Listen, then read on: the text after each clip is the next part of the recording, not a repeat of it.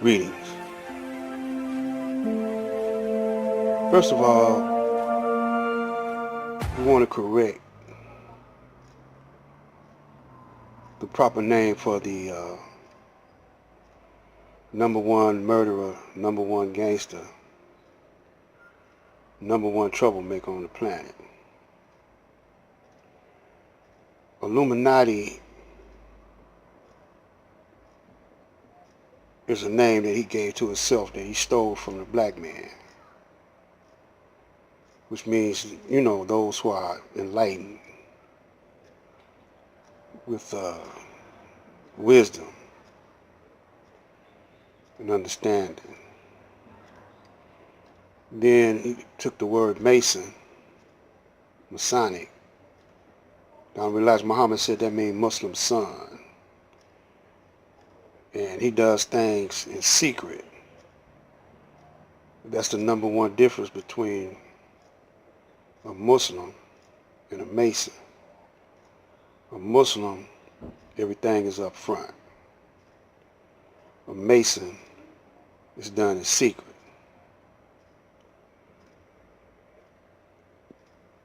So everybody say, well, I know some of you saying, why are you coming in the dark? Well, I name myself Black Light. And my voice and the words that I speak are enlightening.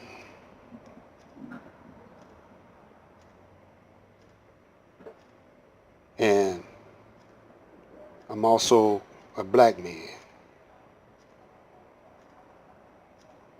I'm also God of the universe, striving toward perfection.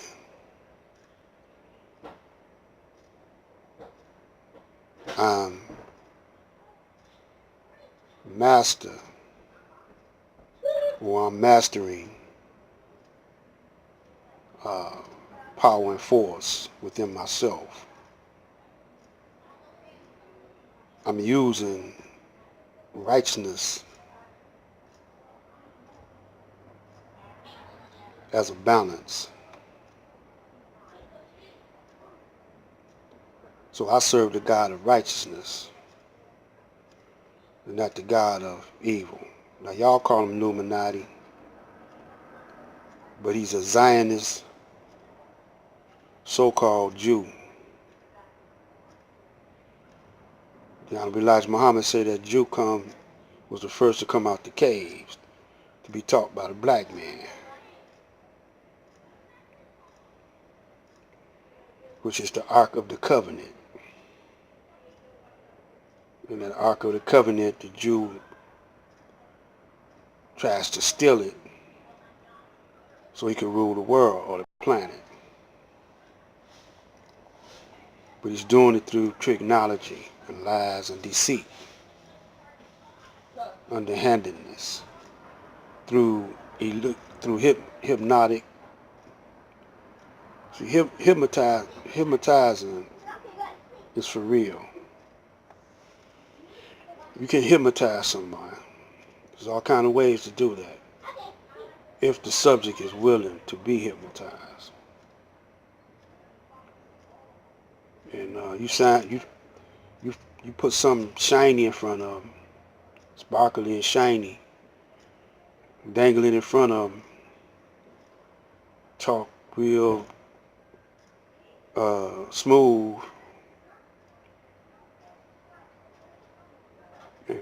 and real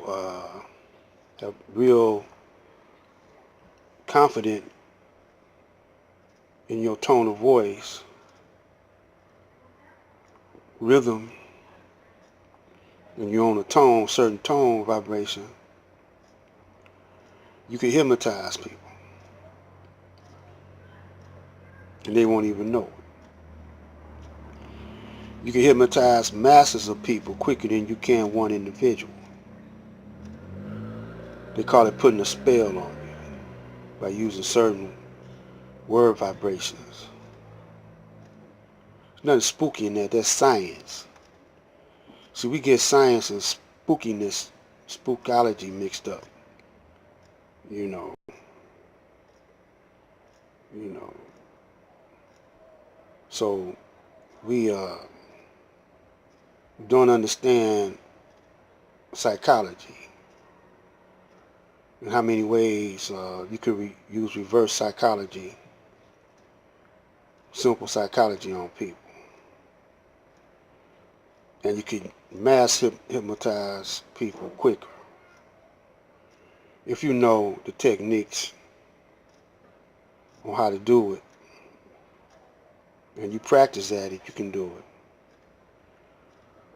You know, that's what the pimps used to use. But now they just use drugs. So the white man is the master pimp, though. He the one that talk pimping to the black man. He had sex farms in slavery times. Stud farms, sex farms. I'm not gonna go all into that now. But for 400 years, he held back education. We couldn't read or write.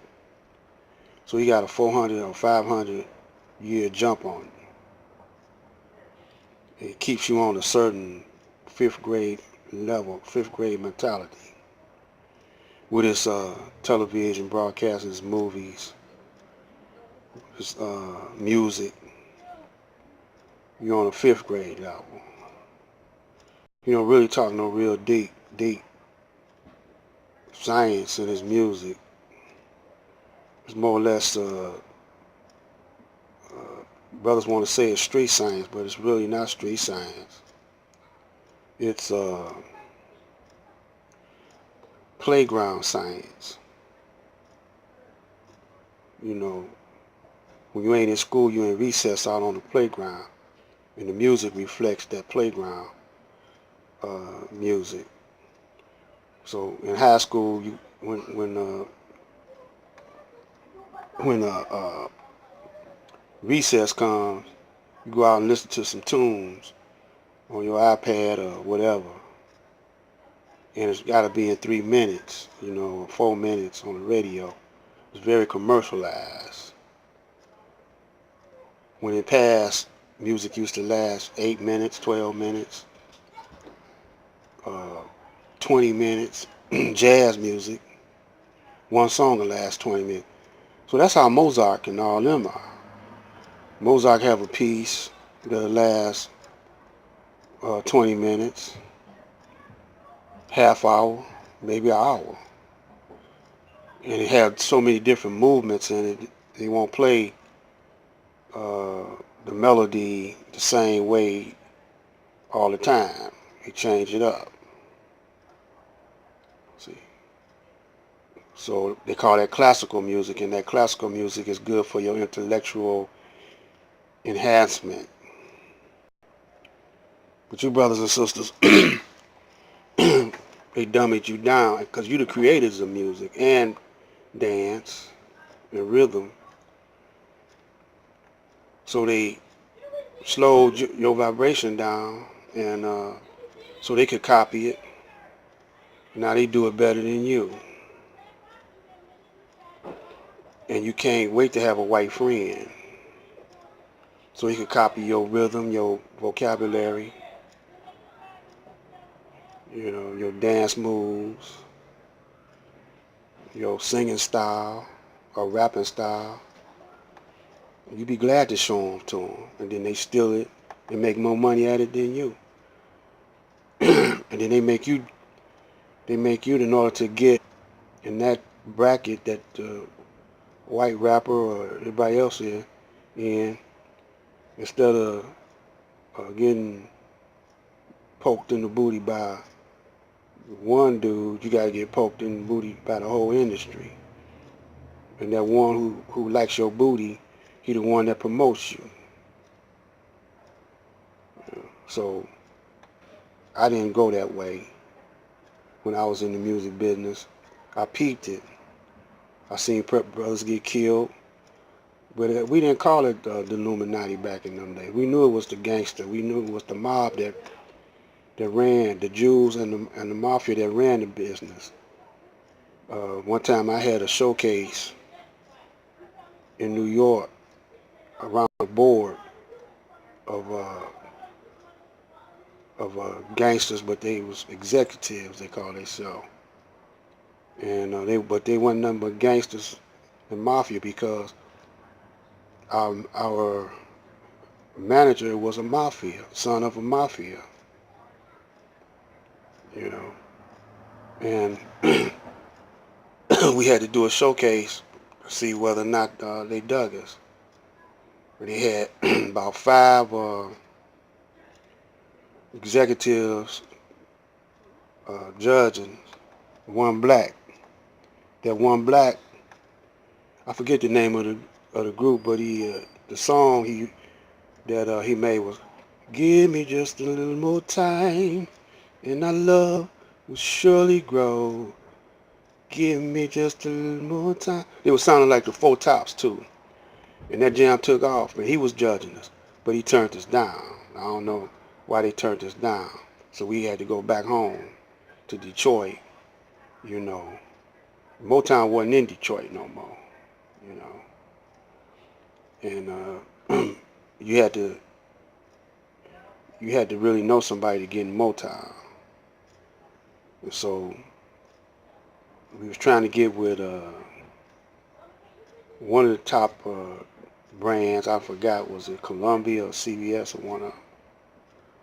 Anyway, after that, I kind of started noticing how all the independent record labels had to take orders from the big record label, but they had to spend their own money. And on the next video, we'll take off from there. Black Light.